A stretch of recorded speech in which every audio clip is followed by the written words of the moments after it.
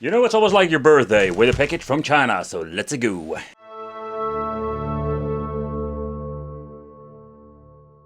Welcome back to the channel. It's awesome that you're tuning in. Mini PCs, I love these things. Why? Because they're small, they are quite powerful nowadays, and they are getting really cheap now.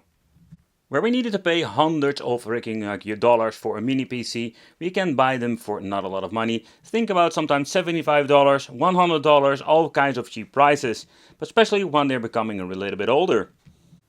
I have been, let's say, buying these, let's say bargain price like mini PCs, and I wanted to chit chat about these two because they are quite interesting when it comes to the specifications.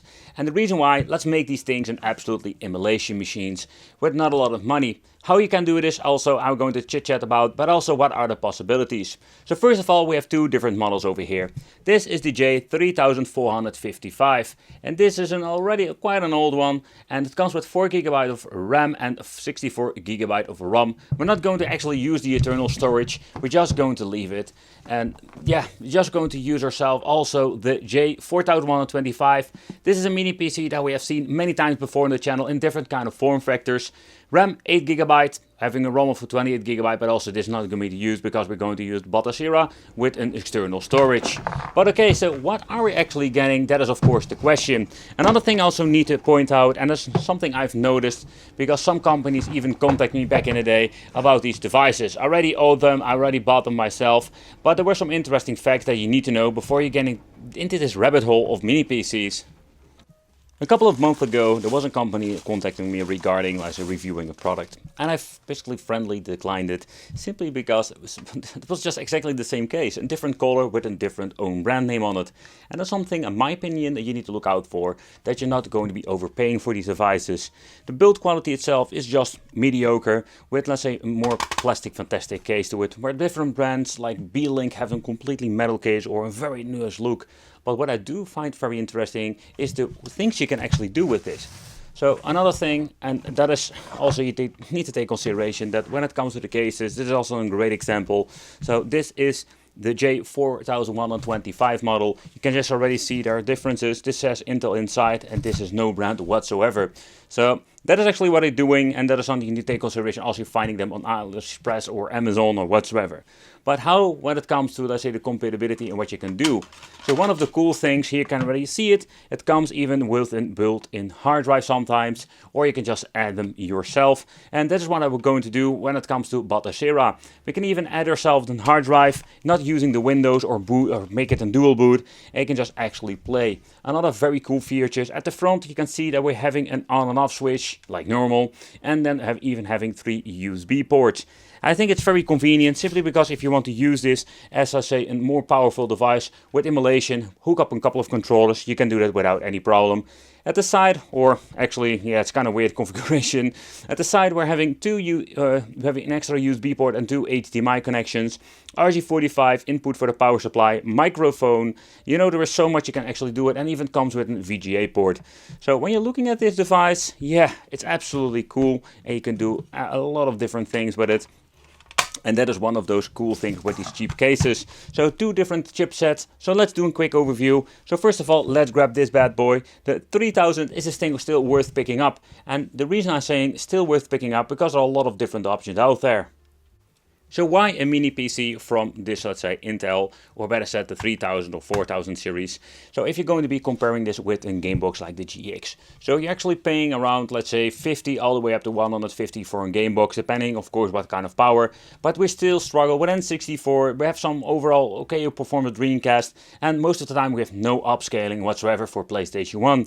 And when we're looking into these devices, there is when we're going to have absolutely cool experience. We have so many things we can even do what we can do with game boxes. You need to make it yourself. You can buy them with a hard drive, but take consideration you're going to pay just way too much.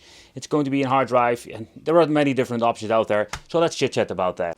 Okay, so I want to focus on Batacera, and the reason why, because there are some kits out there that you can get. I mean, you can buy this very nice case where you can maybe store your mini PC, but inside the case it's completely like a kit. So this contains a hard drive, also called the Power Keypad.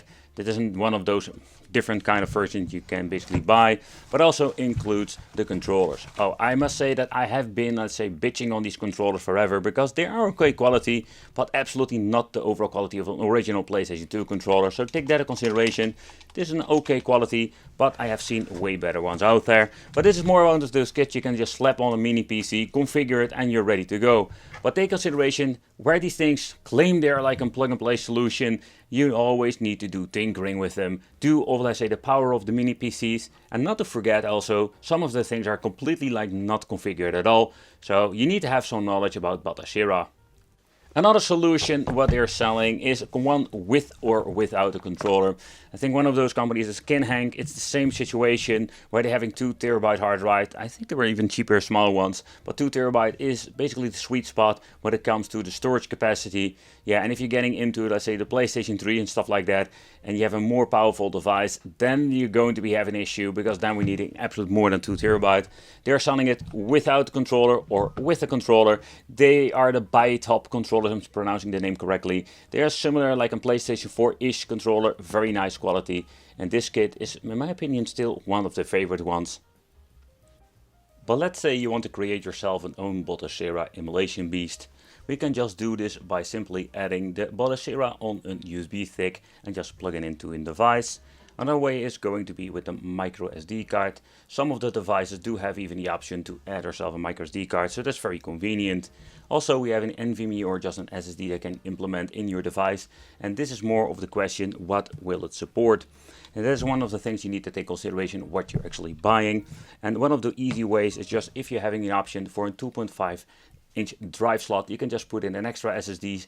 Now making this video, they are quite expensive. You're going to get into the 2 TB, but of course solid state is super fast for loading and it is very reliable.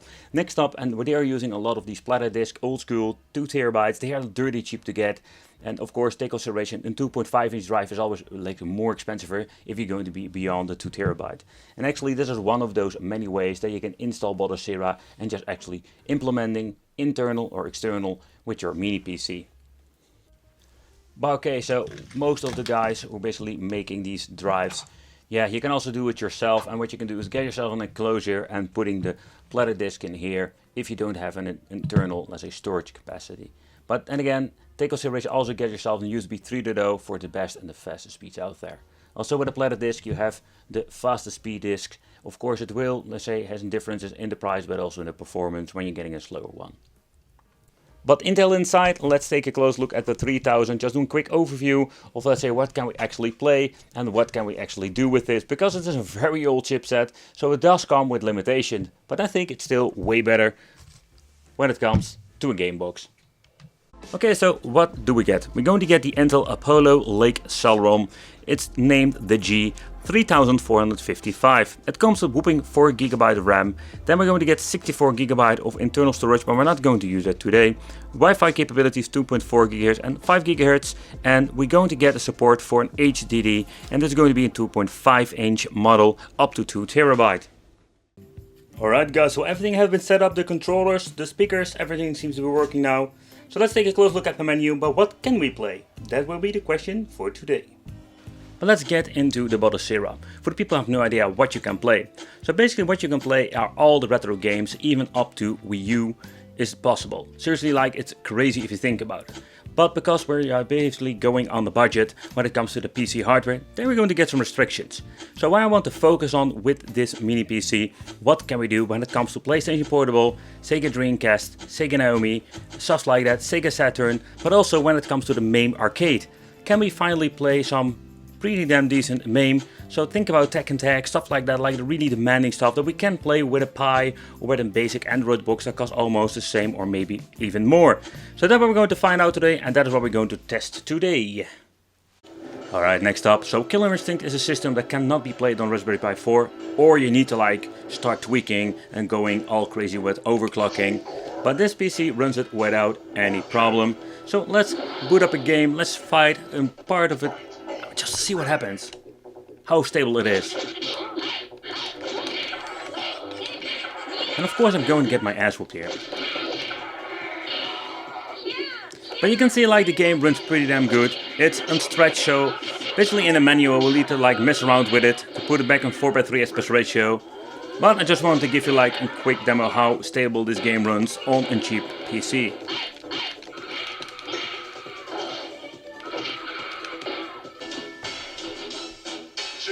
Alright, next up, Killer Instinct number 2.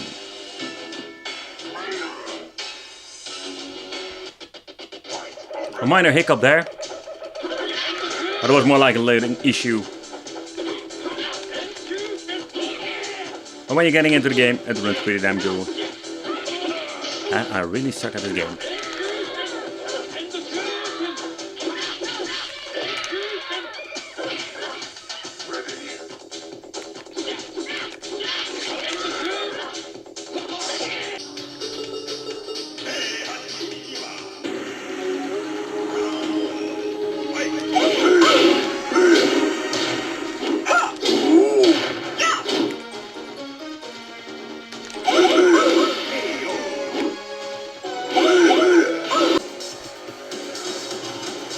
Okay, so next up let's use a different game in the list.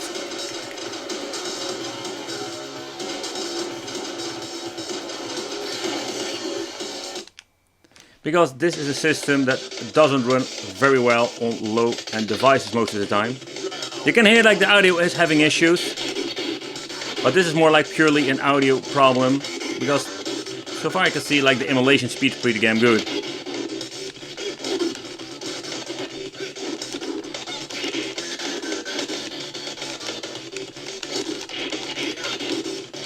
It's a shame about the audio, but that can maybe be fixed.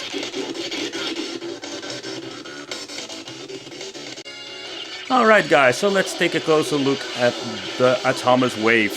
And this system is playable on Android boxes, even the Raspberry Pi 4. But now we're going to talk about like systems from the same price range. So that's the reason I wanted to start off with this system, because it's still very demanding, cannot be played on super consoles, the cheap boxes. So that's the reason I just wanted to pick it up.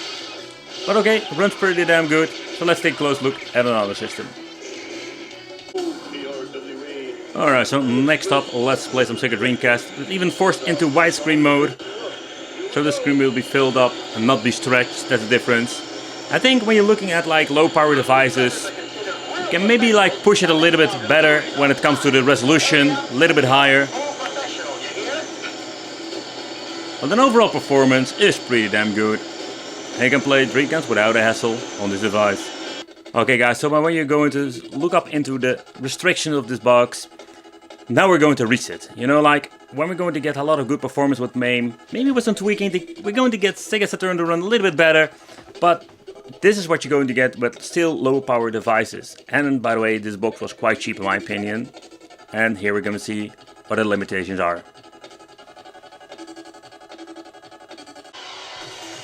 Alright, so let's see how PlayStation Portable will run, because this is a system that has a lot of problem when it comes to Android boxes. Round 1. Fight.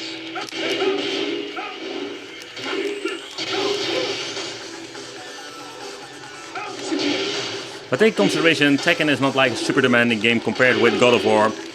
So this is more like, it's still powerful enough to run PlayStation Portable on 2x resolution.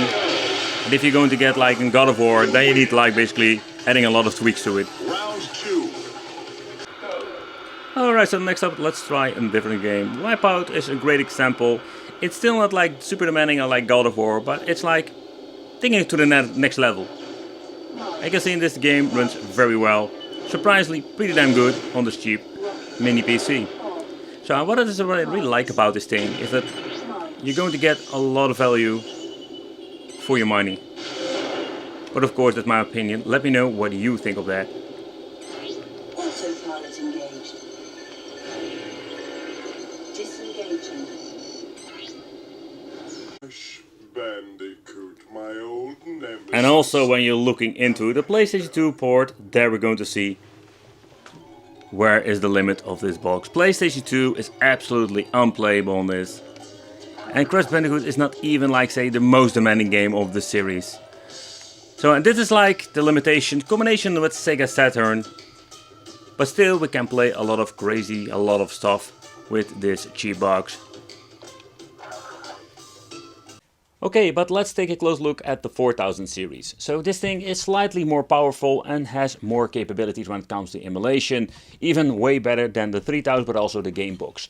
And yep, I didn't really pay a lot of it, and if you're going to be finding them, and look out for them in sales, you can still buy them maybe old stock, and then you're going to pay around, let's say, $100, even less sometimes. It's crazy, and what you can do with it, oh boy. Let's take a close look at it. Okay, so time for the Wicked Nerdy time. Yeah, because we're going to take a close look at the specifications. The CPU is the G4125 Intel Celeron 2.7 GHz quad core. The GPU is just a built-in HD600 from Intel, 8GB of DDR4. The main storage is 128GB SSD, the second one a 2TB hard disk. There's a 2.5-inch laptop drive. Of course, 2 times HDMI, 1 time VGA, and we're having Windows 10 in combination with Buttersera Linux. But what's basically using this mini PC? It's just a quad-core, a basic Celeron CPU from Intel. So even we have the option to play all of those awesome games, take considerations that we still will have some limitations. And that is what we're going to try out to find out today. What are we going to get when it comes to the limitations? And what can we play? I just want to point out that games like Tekken are super demanding, but it is still required some reconfiguration, because you see the game will boot up, it runs really slow, and there is no audio whatsoever. And this is not like that the emulator and in combination with the hardware can't run it, it's simply like a reconfiguration that is needed with the emulator itself. Okay, let's start off with MAME. Not a really demanding game.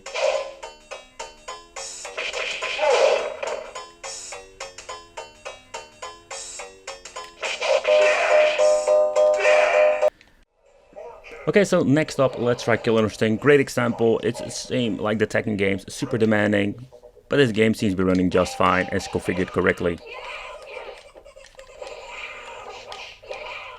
Oh, by the way, I really suck at this game. I have no idea what I'm doing here. But like Killer Instinct is a system that you can only run on a PC system like this. And Raspberry Pi 4 nowadays can also run it, but you need to overclock it like crazy. And with a PC, you don't need that.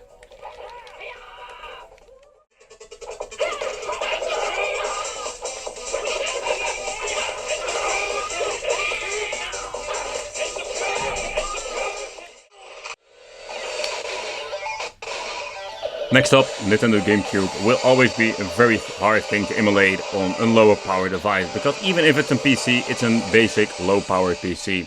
But let's test out this game, because it's a more demanding game, like all the other ones. And most of the part it will run just fine. It runs on native resolution. If you want to upscale it, forget about it. And you can already see that it's having minor hiccups here and there. USA! Yeah!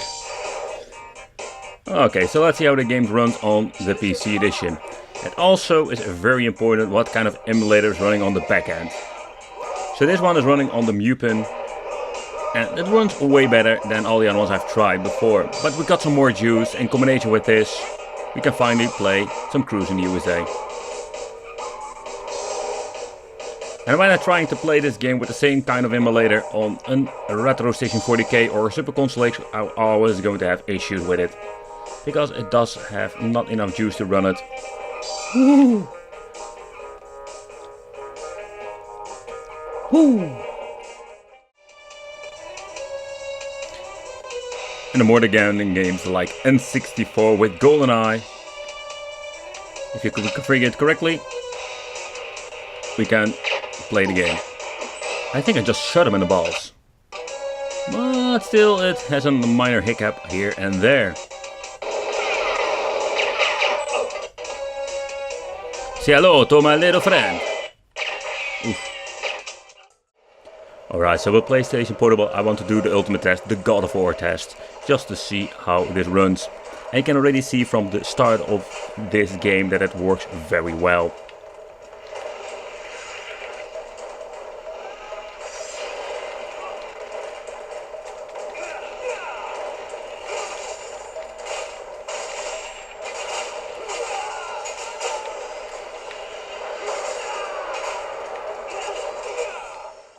can just play these things on a low-end system nowadays.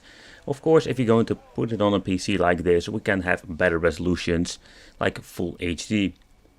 Depending on what kind of CPU-GPU combination we're having, but we can just play Sega Dreamcast on the RetroStation PC perfectly without any issues.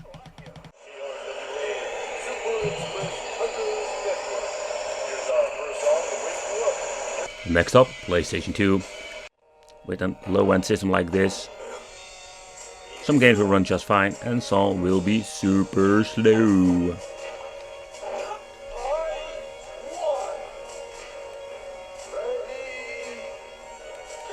But sadly, this game is way too demanding, and that is what I mean with hit or miss.